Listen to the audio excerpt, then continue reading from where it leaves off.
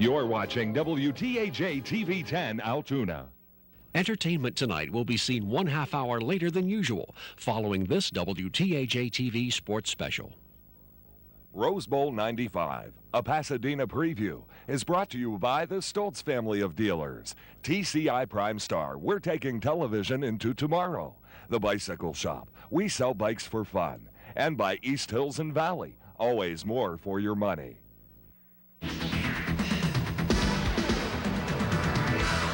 It began with a convincing win over Minnesota, to be followed by impressive wins over conference rivals Ohio State and Michigan, plus that I'm sweating bullets come from behind win over the Fighting Illini of Illinois. Now, Penn State is just one win away from completing their dream season.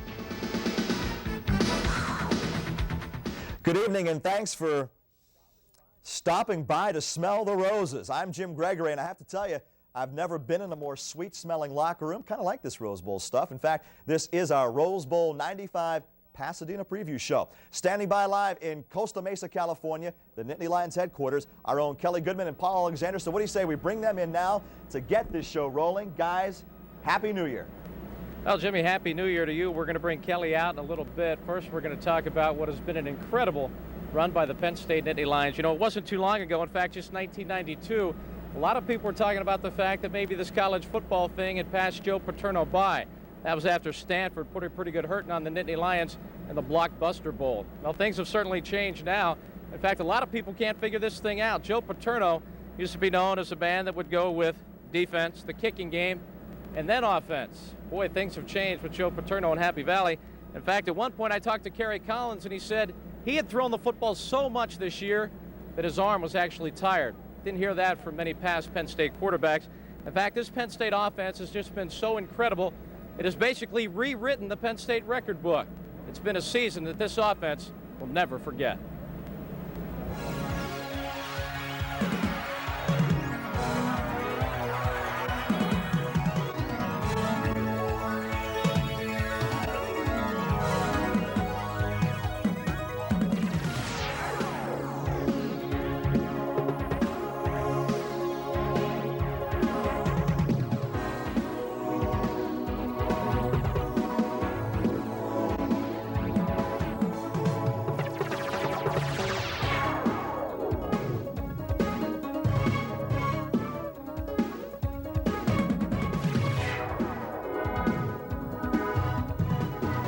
It's been one of those seasons where, and I think Joe realizes that we have a lot of potential to do things on offense and kind of let it go a little bit more this year. So I'm very fortunate.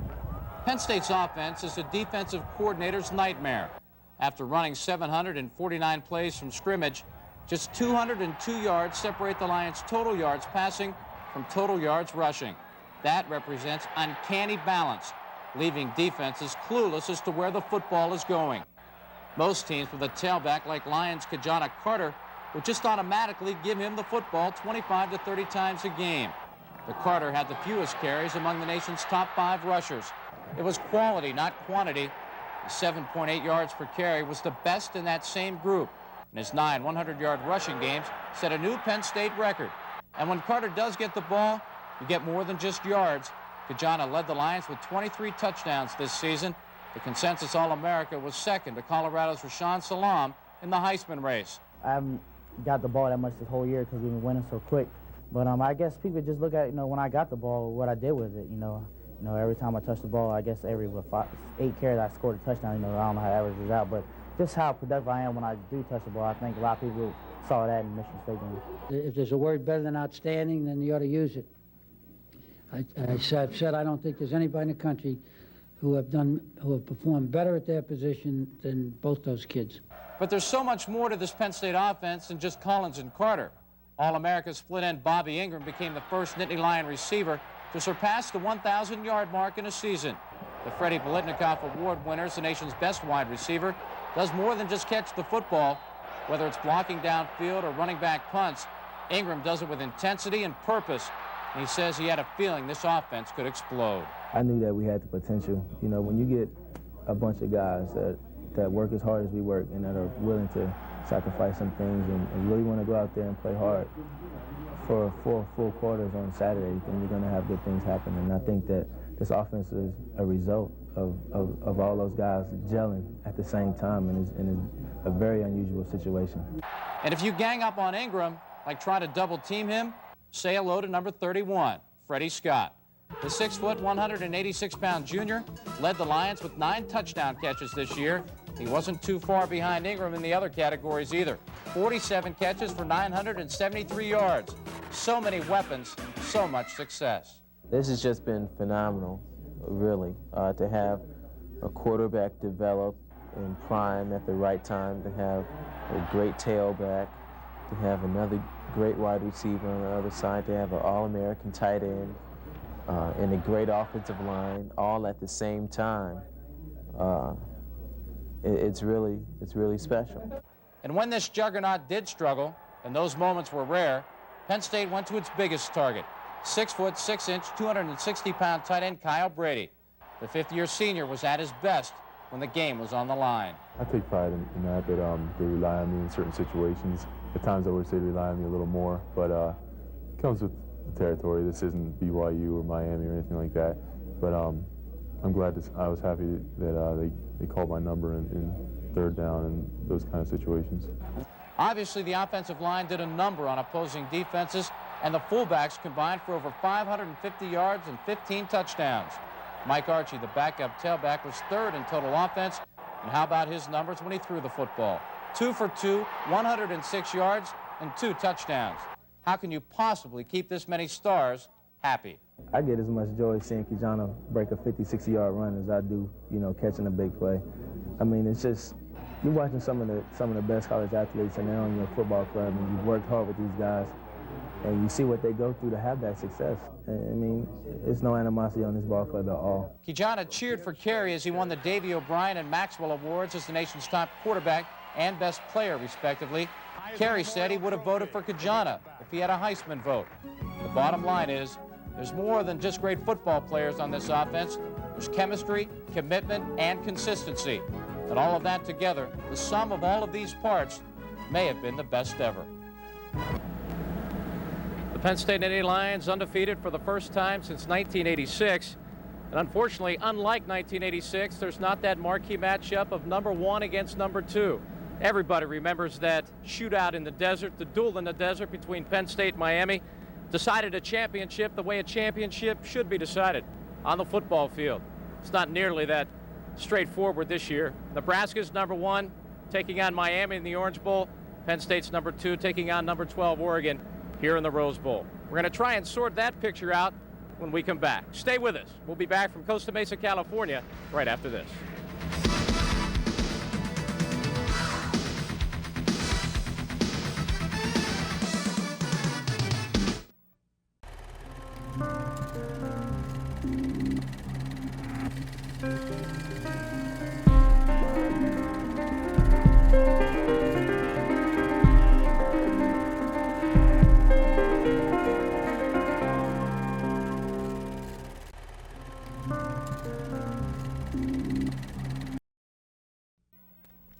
Welcome back to Pasadena Preview. I'm Jim Gregory, and what do you say we immediately head back out to the Nittany Lions Hotel headquarters in Costa Mesa, California, where Paul Alexander is standing by live. Paul, we've talked about this many times before, the big question. Will there ever be a national championship playoff? Now, we know there are some coaches who are against it, but I think we know one coach who's been for it probably since the day he was born, talking about Joe Paterno. Well, Jimmy, I'm not sure if it was from the day he was born, but ever since '69, when Penn State had a perfect season and had a big win in a bowl game, and President Richard Nixon decided that Texas was number 1, well, you better believe Joe Paterno has been in favor of a playoff ever since then. In fact, who isn't really when you think about it? The NCAA, as diverse as it is, as many sports as it offers, every single champion is decided on the football field. Now, Penn State, of course, is very much in the national championship picture, but they need help.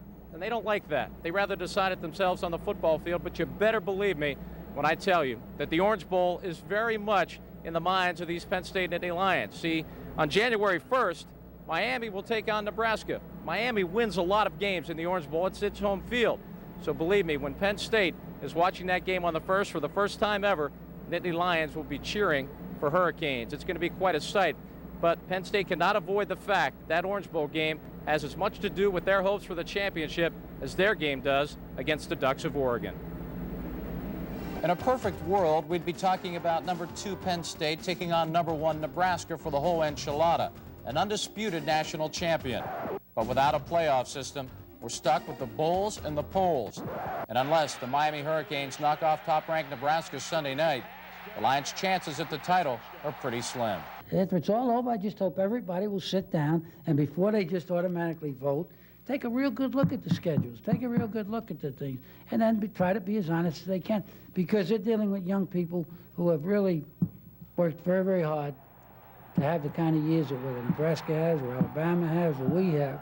And I think that we owe it to each one of those squads to take an honest and fair, unbiased look at whatever information we have and then vote.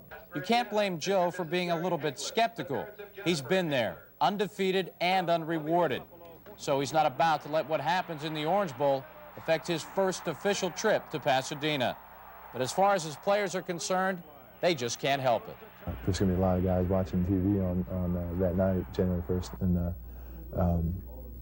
I mean, if Nebraska would lose, I mean, the implications for us are tremendous. And they could see some fired up people going out to play Oregon on that Monday. But what if that doesn't happen? What if the Cornhuskers finally get that Miami monkey off their back and put a good old-fashioned beating on the Canes? Stranger things have happened. If it happens, it happens, and there's nothing we can do about it. We want to end our season, the way we said we would end it. We did our first goal, and that was to be Big Ten championship. Our second goal was to go undefeated, and that's gonna, hopefully that's gonna happen in the Rose Bowl, and that's what we're aiming for. I don't think anyone on this team is going to go out there and say, hey, Nebraska won, we can't win, we can't win the national championship, and then we're going to let down. I don't think it's going to be that way.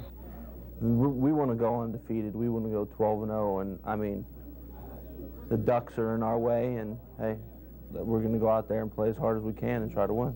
As long as we go out and play as well as we can play and do all that we can do within the team throughout the course of the season, that's all we can do. Anything else is out of our hands. We can't go down to the Orange Bowl and play for Miami and then turn around and fly back to California and play our game too. So when the Lions take the field on January 2nd, we'll all know if they have a legitimate shot at the title or not. Even if Nebraska should lose, the Ducks like to think they have a little something to do with what happens in the Rose Bowl, no matter what anyone else thinks. Our belief is in ourselves and in this program, and that's all you can really do is just believe in each other and go play football. And, if the guys on ESPN or CNN or the back east sports writers don't believe in us, I don't expect them to, so it's not a disappointment when they don't. We know what it takes, and Penn State understands and knows what it takes. And they know we just didn't show up to the Pac-10 championship. They know we're not just coming in there to fly over the cuckoo's nest or something like that. But they understand that we're in this and we're serious. So those commentators, we kind of take that as a compliment, being that every time we're considered underdogs, we won. And despite the lack of respect given by most of the national media, Oregon is ranked 12th and has won 6 straight games. I don't care what their nickname is, really. They're obviously a good football team. They've had to play well to get where they are now, and we're in for a tough ball game. So we're gonna have to prepare accordingly. And they like running a lot of draws and a lot of screens, which is one of the things that give us some trouble. So I think they do it well. So we're gonna have to buck up, as they say, and go out there and play as hard as we can. This Penn State team knows only one speed, and regardless of what everyone else thinks, Oregon stands in the way. So of course the Lions will take the Ducks seriously. This team's been real good about those kind of things, about not letting down and not playing down to the level of our competition. I mean, there were some games where it was tough a little bit to get mentally up, but we always rose to the occasion when time came, and I think it'll be the same thing this way. I mean, when you run out on the field in a game like this, the bowl game, and playing at a place like the Rose Bowl, there's no way you won't be mentally ready to play.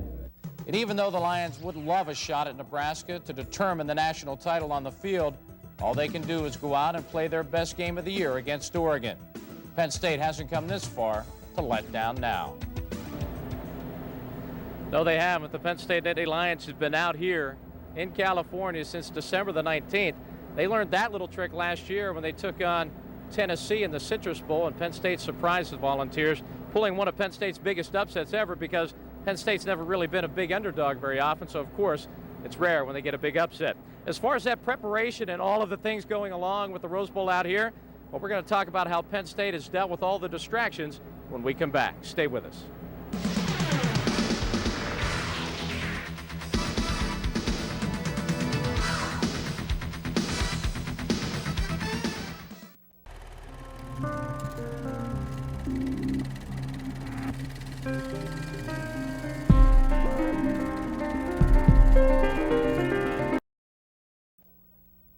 Welcome back to Rose Bowl 95, a Pasadena preview. I'm Jim Gregory, joined live by Paul Alexander and Kelly Goodman in just a few minutes from Costa Mesa, California.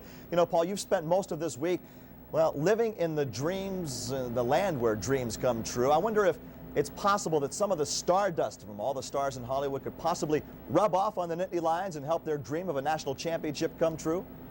Well, I'll tell you what, it is going to take a little bit of luck, but Joe Paterno's always said if you have an undefeated season, you definitely have had some luck go your way. But as far as the luck that Penn State Nittany Lions need, well, they need Miami to have some luck against Nebraska. Of course, we've already heard that Tom Osborne has named Tommy Frazier as a starting quarterback for the Cornhuskers. I've already heard some talk from Penn State fans say they could screw up the continuity of the Cornhuskers because, of course, Bollinger has come on so strong, Behringer has come on so strong and played so well in leading Nebraska to 8 straight victories. Frazier, of course, leading Nebraska to the first 4. But that is something that Penn State can't really concern itself with because it has no way to interact or to deal with the fact that it just can't control what Miami and Nebraska do. And unfortunately, unlike most sports, we say, hey, the 2 winners will meet and decide it all. It doesn't work that way. But Penn State's been out here dealing mainly with football. As I said, they've been out here since the 19th of December. They spent Christmas out here. They will spend New Year's Eve out here. And, of course, they're going to be here in Pasadena for the January 2nd showdown with the Ducks of Oregon. In between all of that, there's been a lot of distractions. And right now we're going to talk about how Penn State has dealt with all of those distractions. Bowl games are certainly nothing new for Penn State. In fact, in Joe Paterno's 29 years, he's taken the Nittany Lions to 25 bowl games. This is the 7th undefeated team trying to complete the holy grail of a perfect undefeated, untied season. But this is Paterno's first Rose Bowl. I'm trying to keep it low-key, but I'm sure when we get a couple more days from now, I'll be all caught up in it. It's also the first time Joe Paterno has coached a conference champion. And while there is a certain nostalgia associated with all of these firsts, Joe, it's still all about winning a football game. That even though we, may be in a position where we may be still number 2, the games is such a big event, and we're just excited to be here that I think that's going to, override that, and we're going to be excited to play no matter what happens on the first. We've really practiced hard since we got down here, and we've really made sure that we got back to where we were about a month ago.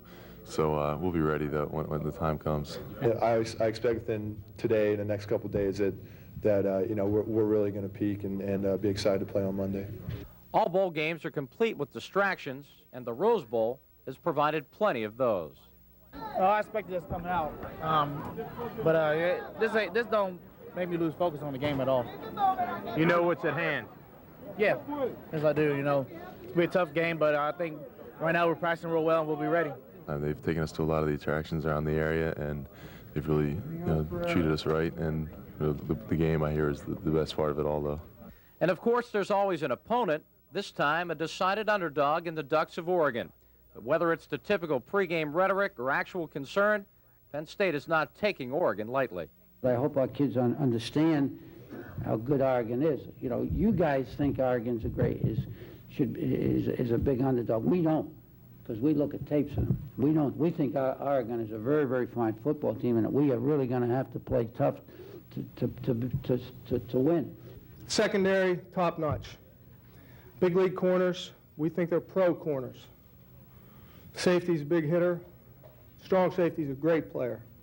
We see a great defense. We think it's going to be a real challenge for us. And of course, the biggest distraction, it's about 2,500 miles away, the Orange Bowl. Yeah, I'd be lying if I said I wasn't going to watch it. I think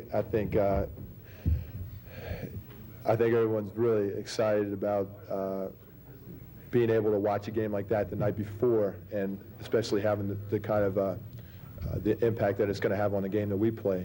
But if there is a great lesson to be learned from all of this, it is why worry about things you can't control. All Penn State can do is play up to its potential in Pasadena. Defense has something to prove on January 2nd? Yes, we do. Yes, we do. Everyone always seems to doubt us no matter what we do. So, you know, we're going to come out and hopefully put on a good showing, you know, pretty healthy and everything. So we should all work out real well. I'm ready to play. I mean, I want to play now. I mean, we've been out here long enough. I mean, it's time to play. And if Penn State and Nebraska both win, maybe the NCAA will finally wake up and realize it's time to decide this championship on the field. Bowl games. It's a mix of football and fun. Penn State hopefully has had the proper mix of both. I've seen them have fun. I've seen them practice football. But, Kelly, there's a lot of fans out here as well. We finally, as promised, bring in Kelly Goodman. I told you she was here. And, Kelly, I guess you've seen a lot of blue and white all over Pasadena and the surrounding areas. It's unbelievable. You know, Joe Paterno closes all of his practices to the fans. And, of course, they'd love to be at every one, watch the Nittany Lions play. But there's so much more to do here in Southern California between the beaches, Disneyland, L.A. You could spend a month here and still not run out of things to do. When we come back, we'll tell you how some Penn State fans spent their week right after this.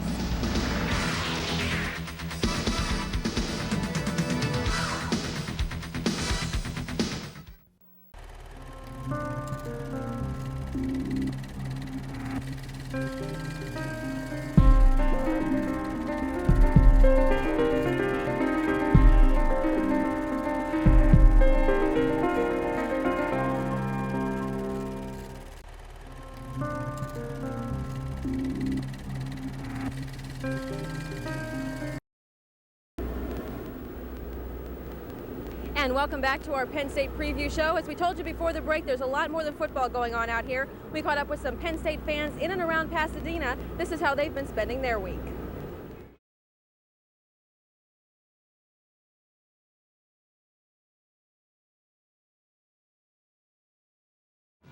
I don't think Pasadena has lived until they see the Penn State people. They just will not know what happened. Welcome back to Disneyland and to Coming Up Roses, our salute to the 106th Tournament of Roses Parade.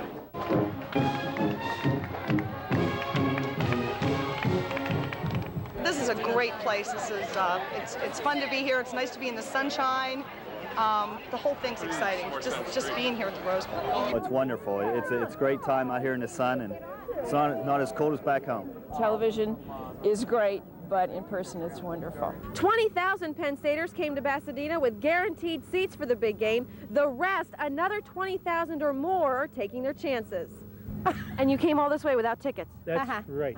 Why would you do that? Just to come to California and see the parade. And hopefully get into the game. They say we have a chance still. So you would have come even if you had to watch it on TV? Right, we made that decision. It was a tough ticket. I was lucky enough to come up with 4, which I wore under my clothes coming out here for fear they'd be lost in the luggage. Did you have any trouble getting tickets for the game? Extreme trouble. I called every friend I knew in Pennsylvania to try to get tickets, and I was fortunate, and I came up with a total of 8 tickets, which was very, very difficult to do unless I wanted to spend maybe $500 for a ticket, which I think is outrageous. And I'll tell you what, $2,000 couldn't buy my ticket. I wouldn't miss this for the world. Some fans shelled out as much as $700 for choice seats. Maybe they made a mistake. Lots of people are coming into town and they have extra tickets to sell, and we're buying them and we're selling them. So if I came in here today, I could easily get a ticket for the Rose Bowl? No problem? No problem at all. $200 will get you in the gate, another $48, and you're watching the parade from the best seats in the house. But for all the pomp and pageantry, millions of people, and millions of pedals, it all comes down to January 2nd, Penn State versus Oregon. And what's your prediction for January 2nd? Penn State's going to beat them. How bad? Real bad. Well, I don't like counting my ducks before they're hatched. Penn State's going to crush them. I mean, we're just ready for this. We're all excited. The fans are going to be up, and half the stadium is probably going to be blue and white. So just look for me. I'll be wearing blue and white and waving. And I wouldn't miss this for the world. I'll be there. You know, it's amazing. Everywhere you go, you see blue and white in our hotel, in Disneyland, Universal Studios, everywhere. And it's amazing the camaraderie that you see with these Penn State fans. One fan yesterday told me she wished every alumni would wear a hat so that she could go up and say hi to everyone personally.